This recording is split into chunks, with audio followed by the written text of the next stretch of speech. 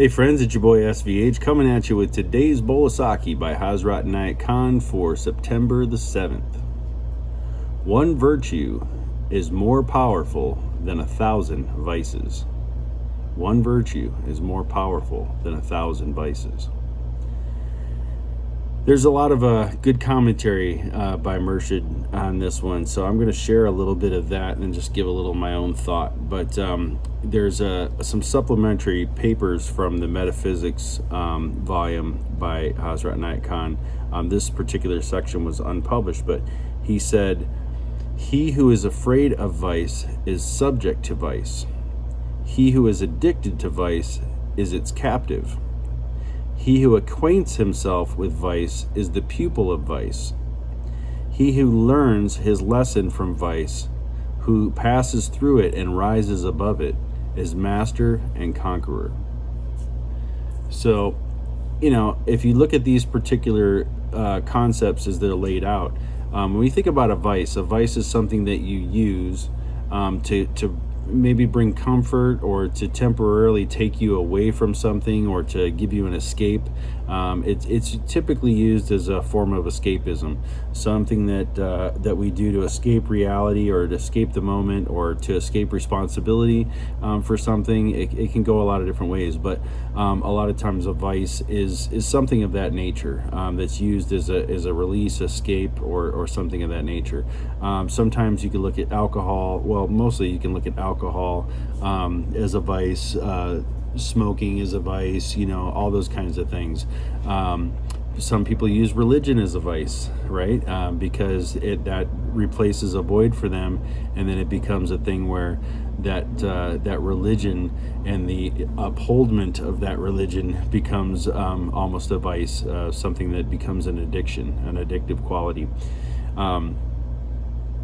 So you can really look at this a lot of different ways. I know for myself, from my own experience, that I used to have my own vices as well. We all have our own vices, and still do, obviously. But I struggled with alcohol for a long time. I used alcohol in the wrong way. For a long time, I say a long time, a string of a few years, put myself in situations that I didn't need to put myself through. And had I been clear-minded and sober in spirit and in physicality, I probably would have made some different choices and better choices. And, life may have ended up a little bit differently for me. But I did learn through those. I did work through those. So as Murshid says here, he who acquaints himself with vice is the pupil of vice. So you can learn from vices. You can learn from it. And in that respect, I believe that I did learn quite a bit. Look at, I keep this very separate, my day job from my talks about spirituality or any of these bowl of Saki readings or anything like that. But I do work, just fully transparent, I do work in the legal cannabis industry, and I've seen firsthand really just the fine line between virtue and vice when it comes to something like that. I've seen so many people healed and relieved of pain, years of suffering ended by being able to use the plant responsibly and things like that. But I've also seen a lot of people that just spend their lives in a stupor, they're sitting around getting stoned, playing video games or watching Netflix and not really contributing anything to their life or really making their life better. So this is an area too where you can see a lot of these things between virtue and vice, and how one thing, approached in a different light, can really have a different reaction. So being used as a vice, as an escape, something to get away from something, or something to step away from reality, or whatever it may be, is one way to use these things. But then there are ways to understand when a certain herb or a certain substance or something can be of benefit, but it has to be used with that intention, and it has to be done with that spirit in mind. Otherwise, it just becomes a vice, right? So I think there's a lot of different ways to look at this particular subject. There's another little quote here. There is a Gujarati saying, I'm not sure who Gujarati was, but there's a Gujarati saying, by the virtue of one, thousands may be saved, liberated. By the vice of one, thousands may be lost. And man, we've seen this, right?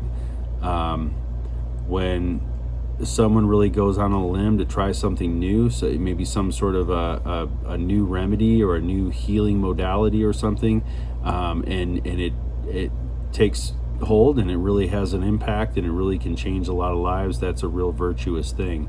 But in the same token, then, a lot of things are created to hurt us and to make us more sick and to keep us on the wheel, right? To keep us on that hamster wheel of sickness and suffering. So yeah, it's a fine line, but we got to stick with that virtue, my friends. We got to make sure that we live a virtuous life and that what we're doing is really putting forth virtue and really trying to keep our vices at bay.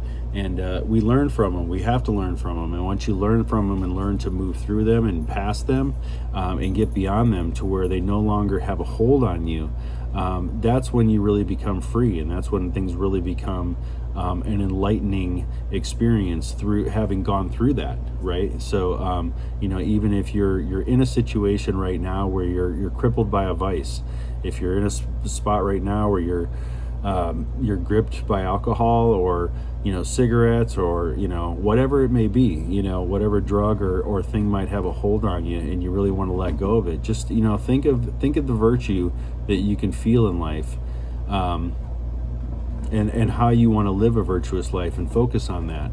And you can break away. You can certainly change your mentality, change your intention behind why you're using that in the first place.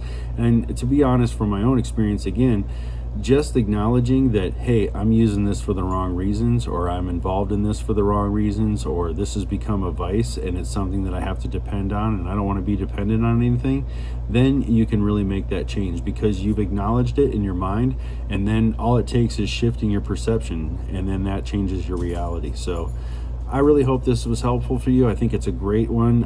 It's a very short one, and I said a lot about it. This is one of my longer bowls of Saki. But I just really wanted to cover some of those thoughts. And again, I hope that if any of you are gripping with anything out there, I want to let you know that you are supported, that we love you, and that we want to help pull you through. So just keep your vibes high and know that we're praying for you and thinking about you if you're in need of help out there. So hang in there, stick to your virtues, let go of those vices, and I'll be back at you soon with another bowl of Saki. Be sure to hit the like and subscribe button below, hit that notification bell, and I'll see you soon.